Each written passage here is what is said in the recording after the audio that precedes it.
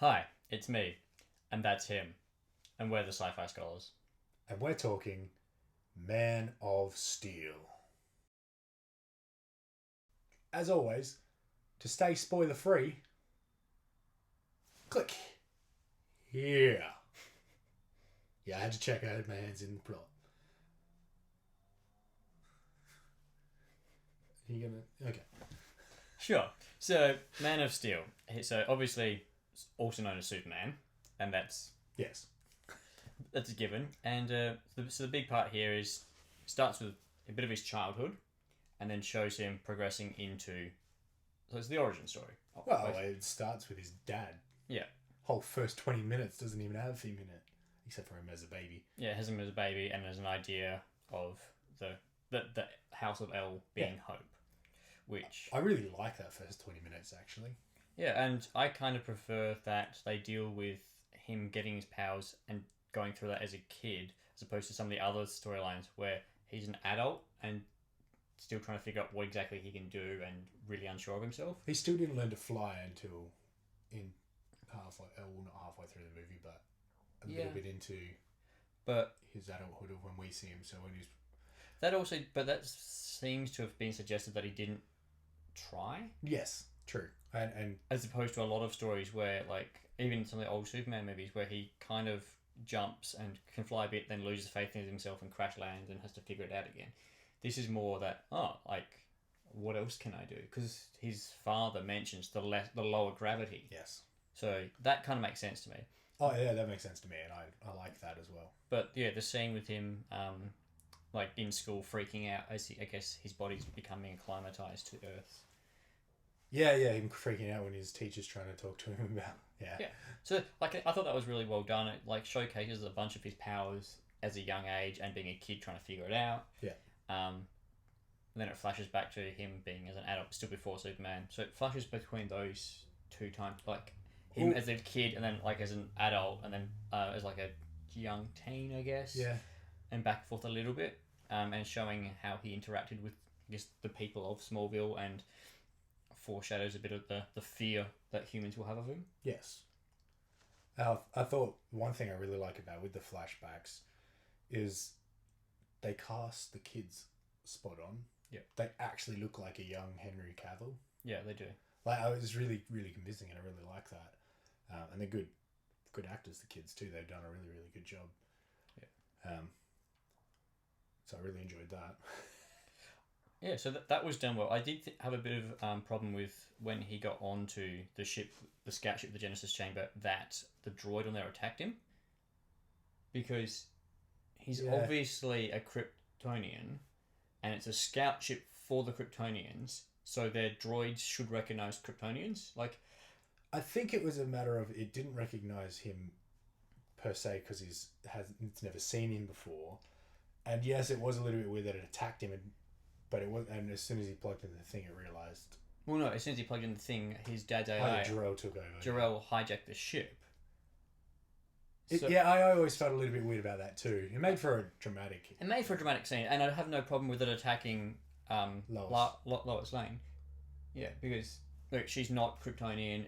It makes sense that, but you'd have a defense system, but it should. I don't think it should be attacking Kryptonians, or at least it should be like questioning them first, like, who are you? Why are you here? Not just being like, oh, look, there's a Kryptonian. Screw him. Well, it was.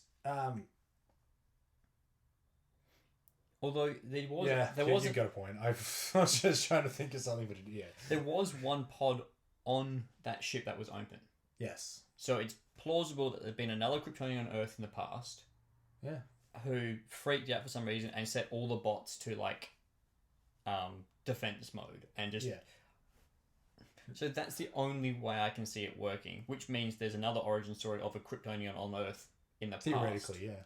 Because you see a couple corpses, but you see one of the pods being cracked open. So maybe they can explore that in the future.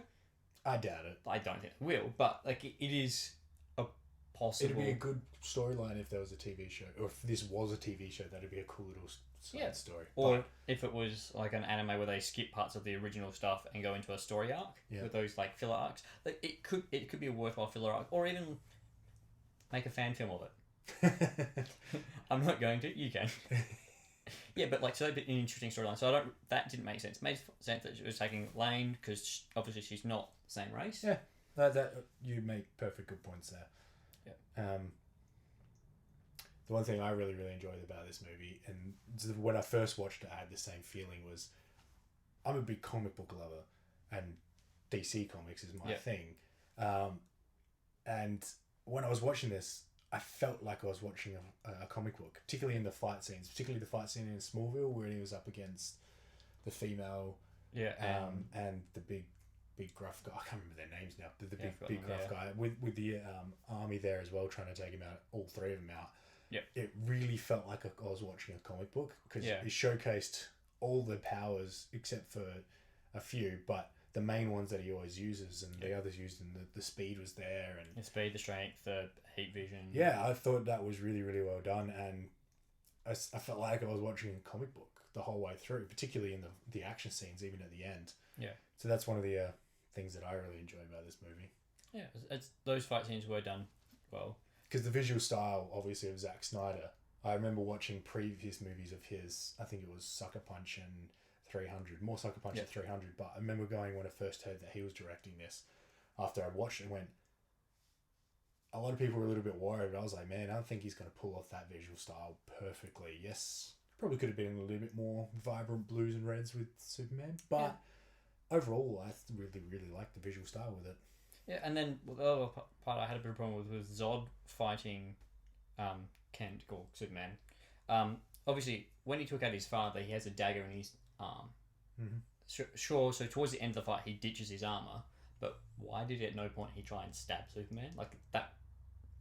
Because there's a lot of punches and stuff that were blocked towards the body. If he had thrown the punch and thrown the blade out at the same time, it would have been a great surprise attack. It would have... That would have been a cool little visual style, but... Of course, they wanted Superman to win, so... No, but I think it's also that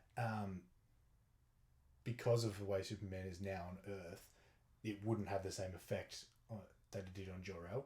So, theoretically, there's no point in that, but he wouldn't have known that, and so why didn't he try that? I agree. That's just probably something small that maybe it's a different suit. Maybe it's a different suit, maybe they forgot about it. Probably both. Yeah. Well, and also when you first see Zod, obviously now we know that the follow-up to Man of Steel is the Dawn of Justice for Batman. When you first see Zod, his crest across his chest is a little bit similar to some of the old style batarangs. Like, obviously it's lopsided and stuff, but it is a little similar to some of the old batarangs or bat symbols, which I think is really funny because it's like now we know the next major opponent of his is reported to be Batman. Obviously, we haven't seen the movie, so that could be misleading, and they could join forces in the first 10 minutes or whatever. We'll find out. But the point is, it just seems funny that, like, oh, look, it's Batman. I didn't think of that at all, but I can see your point. Yeah, to me it was just funny. So yeah, also at the end of the movie, where he says, like, I grew up in Kansas, proving he's American, and telling them they're not going to figure out where he hangs his cape. He has to not be talking about his parents' house because they've kind of figured out who he is. The government, I think, the government should know where those guys landed, and they should be able to figure out stuff. 'Cause they found the ship in all the ice, so surely they could have. Some of their satellites would have picked up the stuff where Zod's guys rocked up at his parent, like where his mum was on the farm. Yeah. And one report, like Lois had already figured it out. So investigative journalists should be able to figure that out, as opposed to the fact he's managed to hide that he's Kent.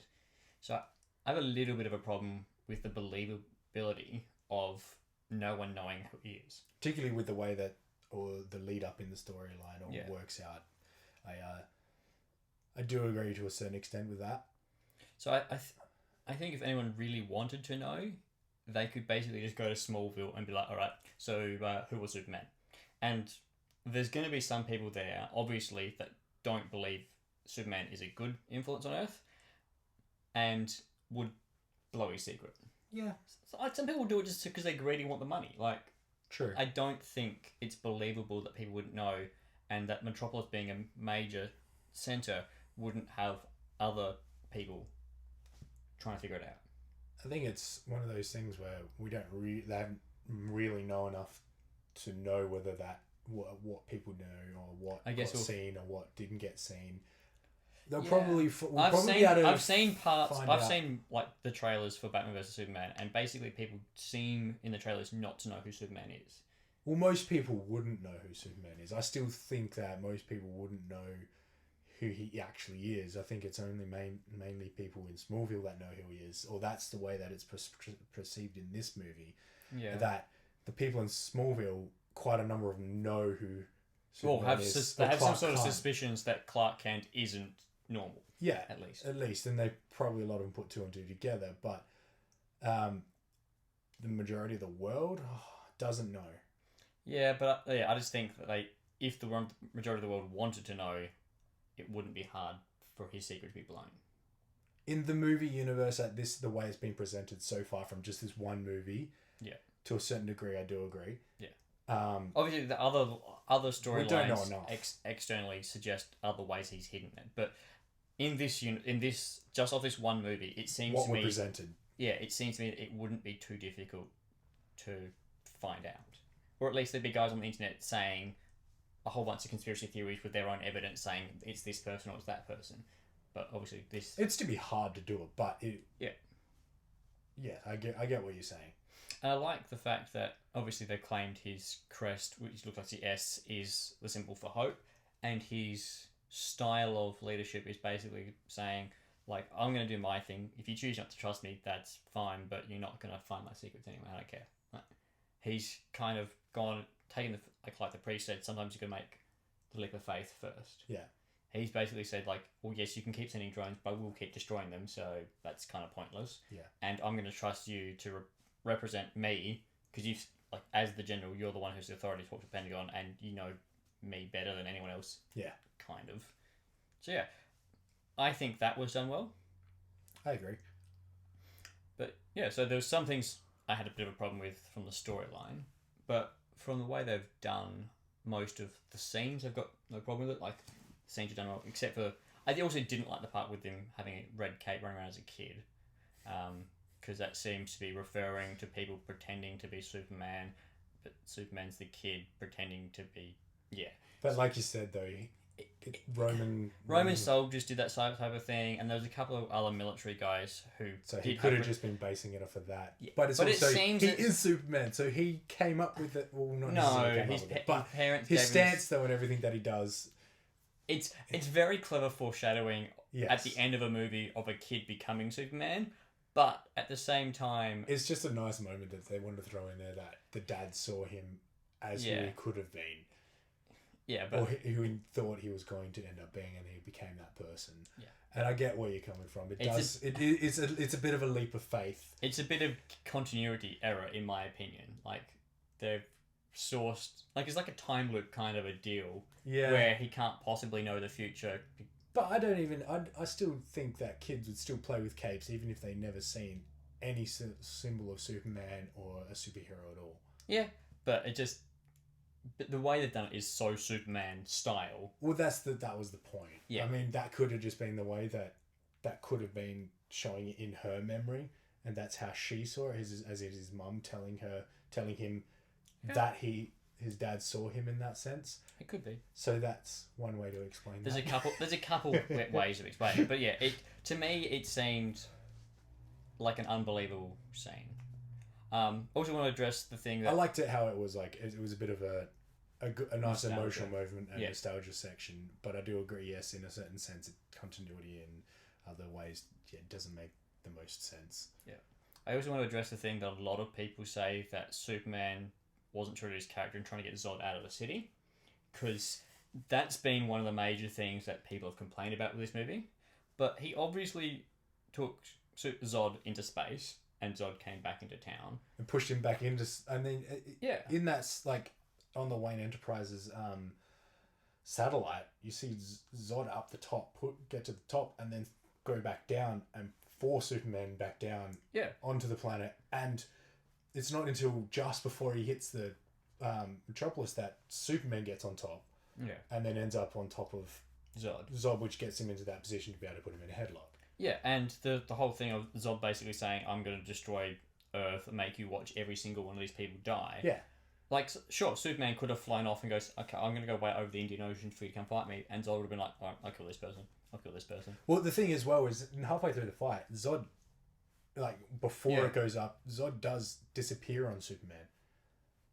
He just, he kind of almost flies up in space around the city, and then takes him out in a different section. So yeah, it's pretty obvious to me, and obviously to you as well, that it wouldn't have mattered what Superman did. It was literally Superman had to just stop Zod. And the other thing a lot of people have a problem with is that he kills. Yes. I think in the context of the universe that we've been presented, it makes perfect sense. He needs something to force that I will not kill. Yeah, and also the thing of, like, he's already just basically blown up the ship with the Genesis chamber in it, so he's prevented his race from coming back, kind of, because you could find another scout ship on another planet. Yes, but... because they haven't been to every single place in 33 years. No, like, but... Yeah, and also he's, like, taken out 2 of the other Zod captains and sent the rest of the ship back to the Phantom Zone.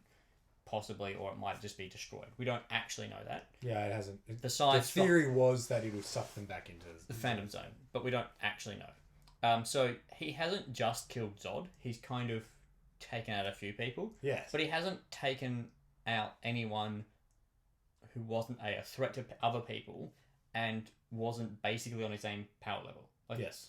He, as a teenager, you see him not fight the kids. Yes. But he could have. That would have just been game over. So, I think his father's guidance the whole way through of saying, both of his fathers, his earthly father saying, you can choose to who you're going to be and whatever you choose will change the world, and basically pushing towards saving people. And then on the spaceship, his other father, like his Kryptonian father, tells him, you can save her as she's fallen back towards Earth, and you can save them all. So, his guiding principle is saving people, and it is to the point of, well, if there's a threat, I have to stop the threat. And that's the only way I can stop this threat is ending the threat, well, that's too bad. And then he freaks out because he knows he's killed someone. It's like mental anguish to the max because he's actually killed someone, and he's not happy about it. So yeah. I like that as a foundation for where he's heading. Yeah. As in setting up the universe of the movies. I mean, a lot of people already know Superman from comic lore, but... Or the old movies. Or the old movies, yes. Or TV shows. But yeah, so there's a lot of lore, so a lot of people know who he is, but you still have to establish it consistency with its own universe. Yes, and I like that they've done that. I think I like the move. Yeah. And I'm a huge Superman fan. So I think they've set this up really well for a DC cinematic universe. Yeah, and I like that because it's quite different to the Marvel one. Yes. That's what I like about it as well. I mean, I really enjoy the Marvel Cinematic Universe. It's a good universe. They've done brilliantly. What I like with DC so far of what we've seen, which is not much. Yeah. They don't seem to be just going, hey, this is the way Marvel did it. Let's try and do the same thing. Well, DC and Marvel comics have got so many differences to start with. Exactly. You can't... Marvel comics are set in real cities, and DC set in, Smallville, Metropolis, Gotham City. None of them are real places, and they're kind of archetypes of a city. Yeah, there are a couple of real places in cities and stuff like that in DC Comics, but most of them, yes, the bigger ones theoretical are made up. Yeah, which is really cool. So, I think it's going to be great going forward, seeing how the two universes develop, and if they're going to do the whole thing of stealing from each other, which they did with comic books originally. Yeah. But I kind of hope they stick more to their own kind of gritty style for DC and slightly different style for Marvel. I totally agree with that. And it's not Marvel or DC. You don't have to be a DC man or a Marvel man. You can be both. You can like both Marvel and DC. And you can like parts of both universes. You don't have to like everything about either of them. Yeah, so I think it's interesting where they're going to go with it. I'm looking forward to it. So, particularly next week. Yeah, so Batman vs Superman next week. Indeed it is. So we'll be back with that. Pretty excited about that myself. And before we forget, I just want to give a shout out to Susanna, being the first person to comment on our videos. And to Jamie, for the first person to give us a recommendation, which was Solaris, which is an old Russian film. So we'll be doing that soon. We're not entirely exactly sure when. It'll be coming out. Don't worry. But we'll get there. Yeah. So next week, Batman vs Superman: The Dawn of Justice, Indeed. So click his face for last week, which was 10 Cloverfield Lane, which was amazing. which we love, and then click mine for next week. Batman vs Superman: Dawn of Justice, which I'm really excited about. Yeah, it's going to be great. Cool. I think that's it. See you next time.